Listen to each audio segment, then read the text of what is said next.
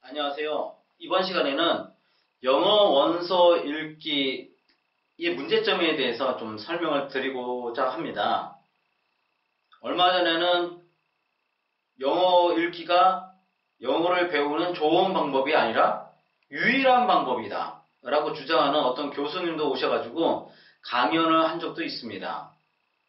그런데 이런 말들이 너무나 당연하게 잘 받아들여지는 게 저는 참 희한하다는 생각을 합니다. 영어 원서 읽는 방법이 유일한 방법이다, 영어를 배우는? 아니, 그러면 글자를 모르는 사람은 어떻게 합니까? 어린아이들, 5세 이전의 아이들은 영어를 못 배우나요? 당연히 그 아이들은 영어를 읽을 수 없을 테니까요. 말이 안 되는 건데 너무나 당연하게 그게 어떤 문구가 돼가지고 영어 원서 읽기는 아니면 영어 독서는 영어를 배우는 유일한 방법이다. 말이 안 되는 겁니다. 말이 안 돼요. 여러분들은 모국어를 배울 때 어떻게 배웠습니까? 글자로 배웠습니까? 단 한 사람도 글자로 배운 사람은 없어요. 그런 상황인데 영어를 배울 때는 글자를 알아서 배워야지만 영어가 된다. 극과극인 거 아닙니까? 본인들의 경험은 소리로 모국어를 배우는데 외국어라고 하는 거는 반드시 글자를 통해서 배워야 된다. 극과 극입니다. 그런데도 너무나 당연한 듯이 받아들이고 있는 우리나라 상황이 좀 저는 이해가 잘 안 됐습니다. 특히 글을 전혀 모르는 아이 같은 경우는 그럼 영어를 전혀 배울 수 없다는 말인가? 이런 생각 안 드십니까? 그런 소리를 들었을 때요. 그리고 현실적으로는요. 우리나라 아이들의 통계를 낸 적이 있어요. 통계를. 초등학교 6학년 아이들을 통계로 했는데 그 아이들의 약 16%에서 18%인가 영어를 포기합니다. 그때 이미. 그런데 문제가 뭐냐면요. 영어가 어렵지는 않은데 그거를 의미를 모른다든가 뭐 문법을 몰라서 이런 걸로 영어를 포기하는 게 아니라요. 단지 교과서에 나오는 영어 단어를 읽을 수 없어서 영어를 포기한다는 거예요. 그러니까 뭐 의미를 알고 뭐 이런 게 아니라 영어 단어를 못 읽는 거예요. 왜 그러냐면 이해가 안 될 수도 있습니다. 이거 막 말씀을 드리니까 영어 선생님들뿐만 아니라 학부모들도 아니 영어 단어 그냥 읽으면 되지 왜 그걸 못 읽어서 그래 이렇게 말씀하시는 분들이 있거나 생각을 하실 텐데 잘못된 교육을 시키고 있는데 아이들의 영어를 잘 읽기를 바라는 건 말이 안 되는 거거든요. 파닉스를 배워갖고는 절대 영어 단어를 읽을 수가 없어요. 우리나라 초등학생들의 80%는 영어 학원을 다닙니다. 지금은 더 많이 다닐 수도 있겠어요. 근데 거기 학원을 가면 다 파닉스를 배우죠. 근데 그 아이들 영어 단어를 못 읽는다는 겁니다. 당연한 거거든요. 근데 파닉스를 배워갖고는 영어 단어를 읽을 수가 없어요. 그거는 부모님들의 말씀이나 파닉스를 가르치는 선생님들의 말씀에도 이미 녹아 있습니다. 파닉스를 배우면 영어 단어를 잘 읽을 수 있습니까? 물어보면 100이면 100 이렇게 얘기합니다. 파닉스를 배우면 영어 단어를 대충은 다 읽을 수 있어요. 대충 읽는 겁니다.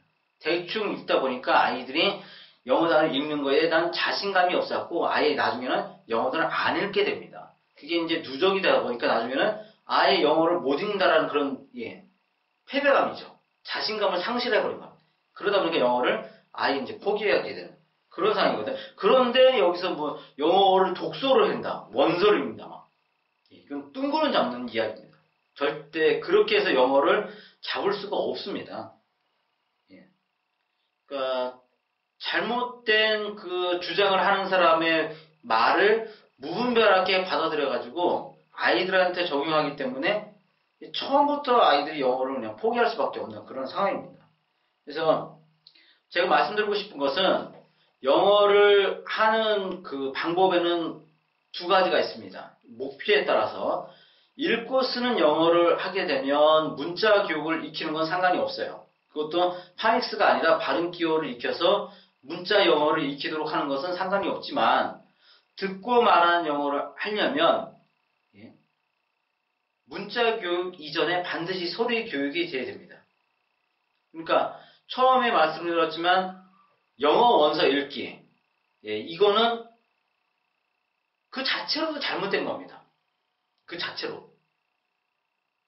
영어 원서 읽기를 통해서 영어를 잘하겠다라고 하는 것은, 그러니까 쉽게 얘기해서 우리가 그 듣고 말하는 게 다 끝난 다음에 아이들에게 한글을 가르쳐서 한글책을 많이 읽도록 하면 아이의 어휘가 풍부해지니까 우리말을 잘하게 되고 조리 있게 하게 되고 이런 거 있죠. 그런 차원에서 영어 원서 읽기를 받아들여야 되지 영어 자체를 할 수 있도록 만드는 것. 쉽게 해서 우리 모국어처럼 듣고 말하는 그 말문이 터지는 그런 경험을 하기 위해서는요. 영어 원서가 아니라 소리 교육을 시켜야 된다는 겁니다. 그 구분을 잘 하셔야 돼요. 그러니까 영어 원서 읽기는 영어의 그 기본 베이스가 깔린 상태에서 영어 원서 읽기를 통해서 훨씬 더 고급스러운 영어를 할 수 있도록 도와주는 게 영어 원서 읽기인 거고요. 영어 자체를 하는 거는 절대 아니라고 하는 겁니다. 영어 자체를 이제 귀가 트이고 입이 터지도록 도와주는 것은 소리 교육이라는 거예요. 소리 교육.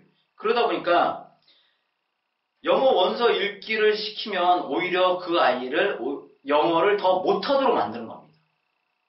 이런 거를 좀 잘 아셔서 영어 원서 읽기가 무슨 진짜 영어를 배우는 유일한 방법이라는 것처럼 받아들여서 아이들의 영어 교육을 망치는 그런 우를 범하지 않기를 정말 말씀을 드립니다.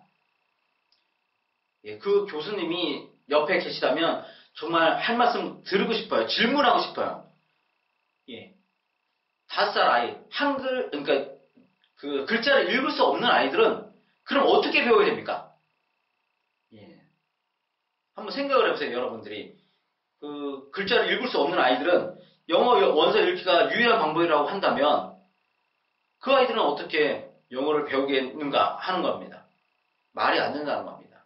오히려 소리로 배우는 영어는 나이, 연령에 상관이 없이 그 다음에 지적 능력에 상관없이 누구나 영어를 배울 수 있는 최고의 방법이라고 하는 겁니다. 옛날을 생각해 보세요. 할머니, 지금 살아계신 할머니들 중에도 우리말, 한국어는 할 수 있지만 한글을 아직까지 못 깨우치는 분들이 많으세요. 진짜 3, 40년 전에는 문맹이 좀 있었죠. 문맹이 있다는 거는 하지만 그 문맹이 있는 사람들조차도 한국어로 의사소통을 할 수 있어요. 그것처럼 언어라고 하는 것은 그 말로써, 소리로써 하는 언어가 있는 거고 문자로 하는 언어가 있습니다. 그랬을 때 난이도로 치면 소리로 하는 언어가 훨씬 더 쉽다라는 겁니다. 누구나 할 수 있다는 거예요. 그렇지만 문자로 하는 언어는 좀 지적 능력이 있어야 되고 좀 노력이 필요하다는 겁니다. 그런 면에서 영어 원서 읽기가 유일한 방법이라고 잘못 오해를 하셔서 소리 교육을 시켜야 될 시기에 문자 교육을 시키는 그런 잘못은 안 하셨으면 합니다.